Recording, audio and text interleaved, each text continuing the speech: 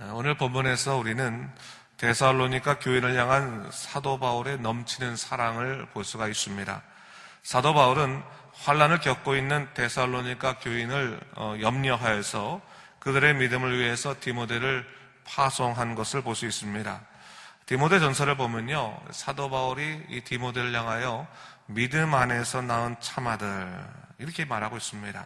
사도 바울이 친아들처럼 여기는 디모데를 박해받는 데살로니가 교회를 위해서 보냈다, 이렇게 파송했다라고 하는 겁니다. 이것은 마치 죄인된 우리를 위해서 예수 그리스도를 보내신 하나님의 마음을 생각나게 합니다.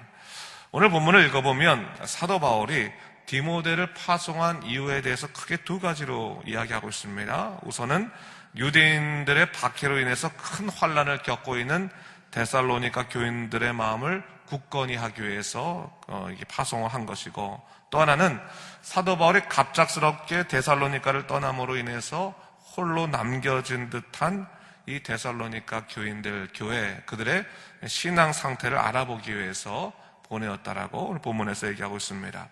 사실 이 모든 것은 영적으로 낳은 그들을 사랑하는 이 복음의 아비된 심정이라고 말할 수 있겠습니다.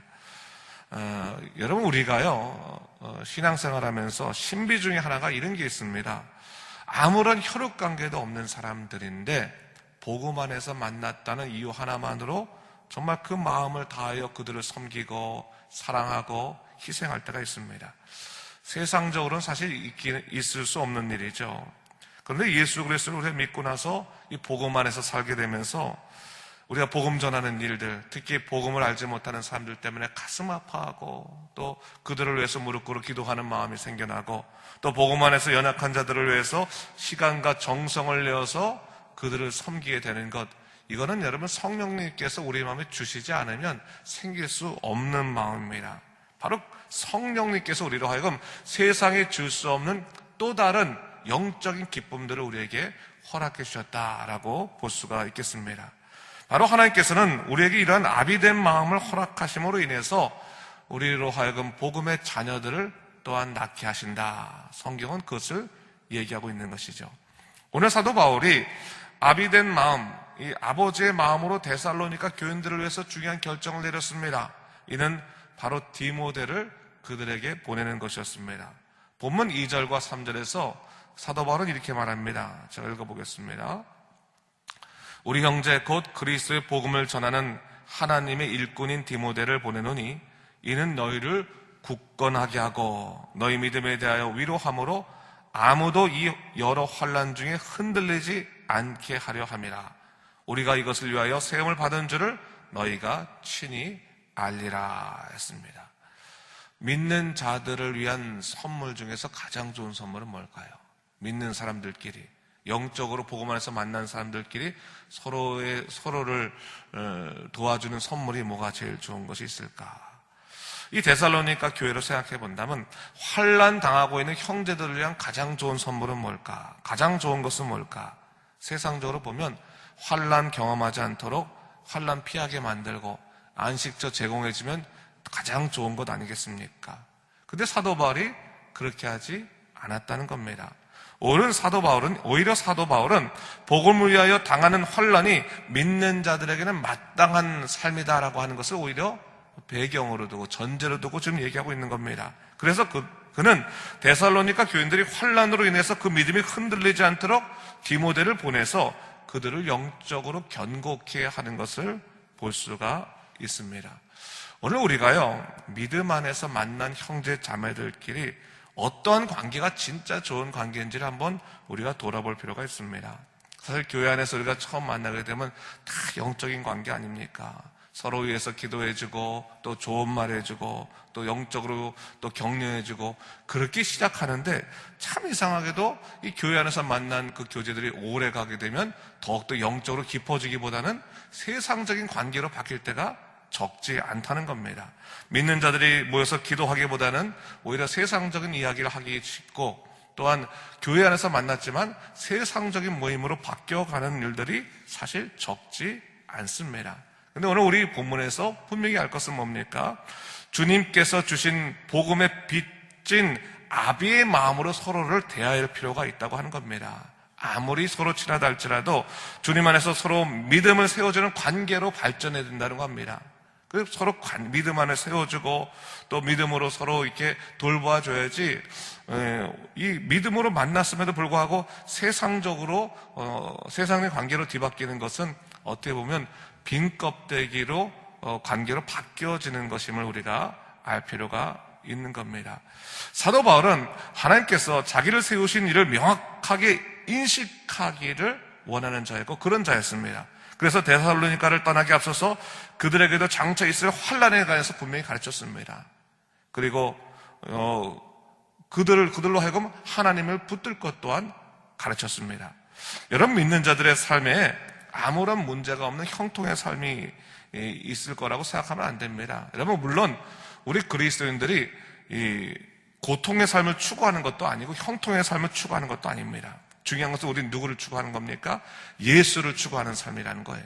예수를 추구할 때 때로는 형통할 수도 있는 거고 때로는 곤고할 수도 있는 겁니다. 고통스러울 수도 있는 겁니다. 중요한 건 예수님을 추구하면서 그 모든 것을 이겨내고 하나님의 은혜 가운데서 온전히 연합되는 것이 중요한 것이지, 상황을 뛰어넘는 믿음으로 사는 것이지 세상적으로 사는 삶이 아니라고 하는 것을 우리가 다시 한번 기억해 볼 필요가 있습니다.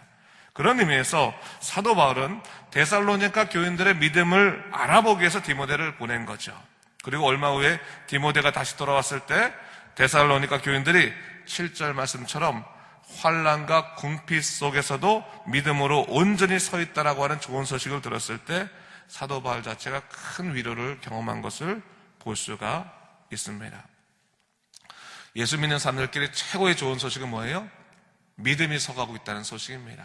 여러분, 우리 교인들끼리 서로 가장 좋은 소식, 내 믿음이 지금 성장하고 있습니다. 서로 그걸 들을 때 가장 기뻐해야 되는 겁니다.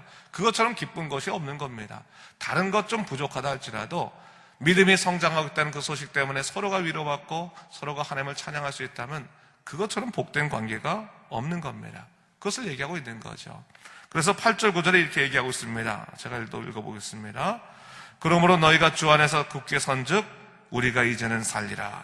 우리가 우리 하나님 앞에서 너희로 말미암아 모든 기쁨으로 기뻐하니 너희를 위하여 능히 어떠한 감사로 하나님께 보답할까. 참 좋은 관계 아니겠습니까? 우리 구역원들끼리 가장 서로 기뻐할 것이 뭡니까? 믿음이 자라났다는 소식. 형제님, 우리 집사님 믿음이 성장했군요. 너무 기뻐가지고 내가 당신이 믿음이 굳고 주 안에서 굳게 서니까 내가 정말 살 수 있을 것 같습니다. 이렇게 큰 기쁨이 있을 수 없습니다. 이런 기쁨들을 서로 나눌 수 있어야 된다고 하는 것을 얘기하는 겁니다. 오늘 사도 바울의 고백을 통해서 우리의 믿음의 관계도 한번 돌아볼 필요가 있는 거죠. 우리가 서로 간에 믿음이 서는 것을 정말로 기뻐하는 사람들인가? 만약 기뻐하고 있다면 우리는 지금 하나님께 속한 사람이라는 그런 뜻입니다. 그러니까 여러분, 우리가 서로 간에 믿음을 위해서 기도하여 주시기 바랍니다. 서로 격려해 주시고 성령의 이끄심을 위해서 서로 우리가 돌봐야 줘야 될 것입니다. 그래서 여러분, 교회 안에 우리 관계를 다시 한번 생각해 본다면 이런 것 같아요. 교회 안에서 우리가 형제님, 자매님 그러잖아요. 그렇죠? 근데 형제, 자매라고 하는 말 자체가 세상적으로 없는 말이거든요. 그런데 보세요. 세상적인 관계 속에 형은 있고 아우는 있어요. 그렇죠? 언니는 있고 동생은 있습니다. 위아래가 정해져 있거든요. 근데 교회 안에서는 형이 있고 아우가 있는 것이 아니라 형제가 있는 거예요. 언니가 있고 동생이 있는 게 아니라 자매가 있는 거예요. 그 말은 뭡니까? 서로 믿음 안에서 평등하다는 얘기거든요. 믿음 안에 서로 존중한다는 얘기거든요. 정말 내 가족처럼 서로를 섬기지만 서로 믿음 안에서 서로 돌보고 또 인격적인 관계를 갖는 거지, 교회 안에서 형 동생 이렇게 딱 나눠가지고 형이 동생을 야단치고 이런 관계가 아니라는 거죠. 그러니까 우리가 믿음 안에서 서로 존중하는 관계, 믿음을 위해서 세워주는 관계라고 하는 것을 다시 한번 돌아올 필요가 있습니다. 그런 의미에서 오늘 사도 바울이 데살로니가 교인들을 위해서 하고 있는 기도문을 다시 한번 돌아보기 원하는데 11절부터 13절까지 한번 같이 한번 천천히 읽어보도록 하겠습니다. 시작. 하나님 우리 아버지와 우리 주 예수는 우리 길을 너희에게로 갈 수 있게 하시오며 또 주께서 우리가 너희를 사랑함과 같이 너희도 피차간과 모든 사람에 대한 사랑이 더욱 많아 넘치게 하사 너희 마음을 굳건하게 하시고 우리 주 예수께서 그의 모든 성도와 함께 강림하실 때 하나님 우리 아버지 앞에서 거룩함에 흠이 없게 하시기를 원하노라. 성도를 위해서 중보기도 할 때 가장 좋은 중보기도 하나님 앞에 섰을 때 흠이 없게 하기를 원합니다.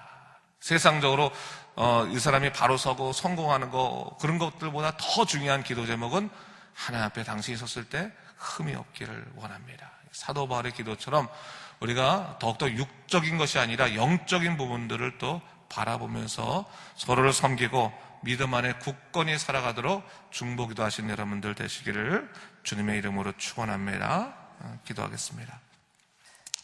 주 하나님 아버지 감사합니다. 하나님께서 오늘 우리에게 말씀 속에서 다시 한번 그리스도 안에서 만난 형제 자매의 관계가 무엇인지를 생각해 보게 하셨습니다. 주 하나님 아버지, 우리가 정말로 주님 안에서 만난 관계일 텐데 주여 우리가 더욱더 서로를 믿음에서 기도하게 도와주시고 서로의 믿음을 바로 세울 수 있도록 주여 우리가 서로 도와주는 그런 영적인 그런 도움이 될 수 있는 관계가 될 수 있도록 인도하여 주시옵소서.